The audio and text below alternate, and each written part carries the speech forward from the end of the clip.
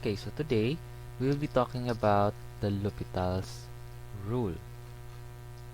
So the L'Hopital, or this rule, is or was named after this French mathematician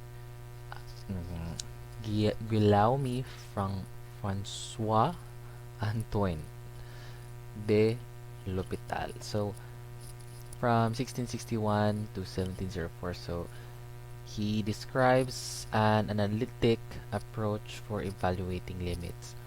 So before, we all know that the traditional way of evaluating limits is by katong makitaan mo unsay pinakadako na exponent and then i-factor out and then you can get the limits. But his rule is to differentiate both functions in the numerator and denominator.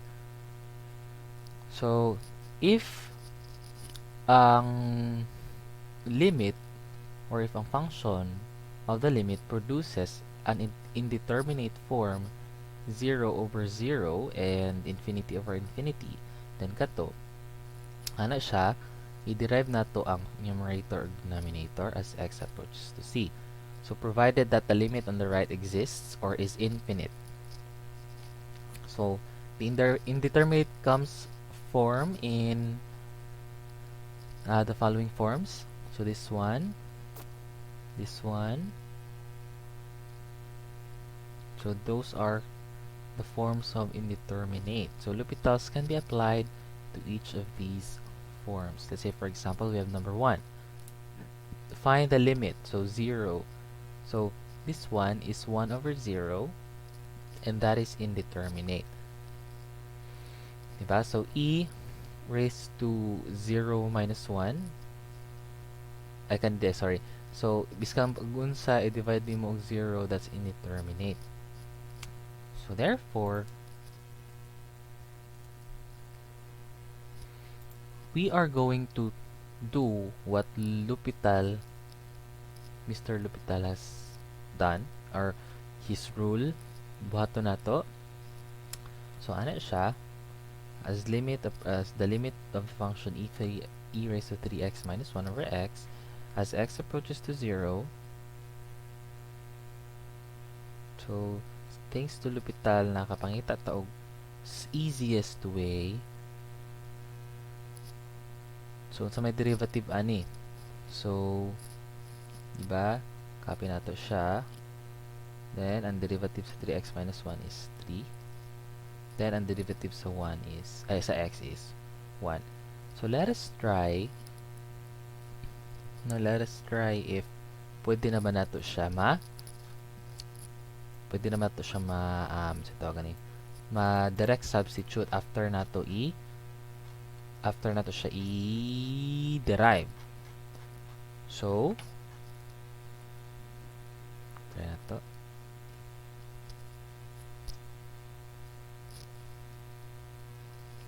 Okay, mali akong given, sorry.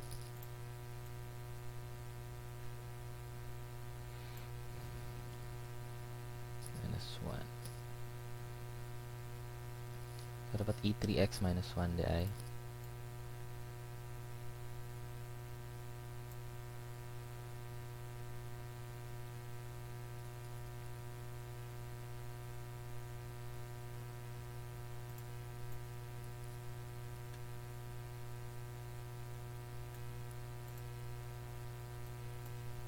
Yan.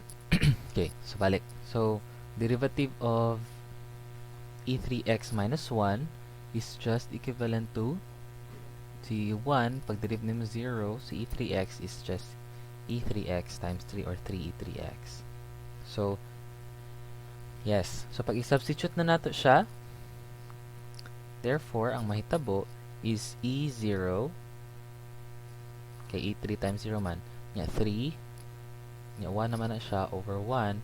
Therefore, our limit is equivalent to 3. Okay? Next, number 2. Sine 4x over 4.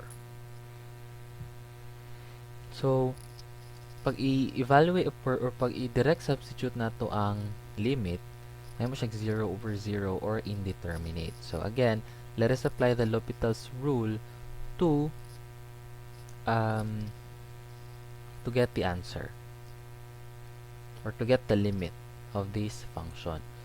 So what is the derivative of sine 4x? So cosine 4x, then the derivatives of 4x is 4 over 1. So, i-substitute na nato as x approaches to 0. So that's 4 cosine 0 over 1. Cosine 0, that's equivalent to 1. Therefore, our final answer is 4. Okay, next. Find the limit of sige. Find the limit of ex over e2x plus 1 as x approaches to infinity. So, same process, no? Pag infinity siguro, pag infinity na to siya, indeterminate yang form. Therefore, we are going to derive with the numerator and denominator. So, first step yun ninyo is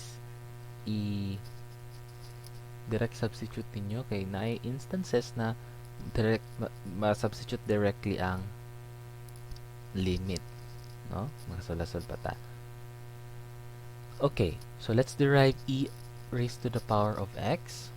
Ang derivative sa e raised to the power of x. So that's ex lang yapon. Sa baba, derivative sa e2x is 2e2x. Now, after this step is you can simplify ex o e2x. So, mawala si ex sa taas, ang mabilin sa baba is 2 raised to ex. So, therefore, that's 1 over 2 e raised to the power of x. The limit approaches to x approaches to infinity. So, if we're going to substitute 1 over 2 e raised to infinity, so e raised to infinity is infinity. So 2 times infinity is a very big number, and 1 divided by infinity is equivalent to, approximately equivalent to 0. That is your answer. Okay, for number 4. So, find the limit of the function x squared over e raised to x as x approaches to negative infinity. So here, same process applies. We are going to apply the L'Hopital's rule since if we're going to do direct substitution, ang gawas is indeterminate form, that's infinity over infinity. So therefore, again, thanks to L'Hopital's rule, di na kayo tamang lisod because of him. So that's 2x over kani siya is e negative x times the derivative sa negative x is negative 1. So that's negative e raised to negative x. So let us see if we are going to direct substitute, makuha na ba din ang answer. So 2 times infinity is infinity over infinity. Oops, it's still indeterminate. So in cases like that, pag first derivative gani ninyo is pag first derive ninyo it's still infinity over infinity, i-derive na po nato siya usab. So ana lang, no? So 2 over negative e negative x times negative 1, so ma-positive. So 2 over positive e raised to negative x. So there you go.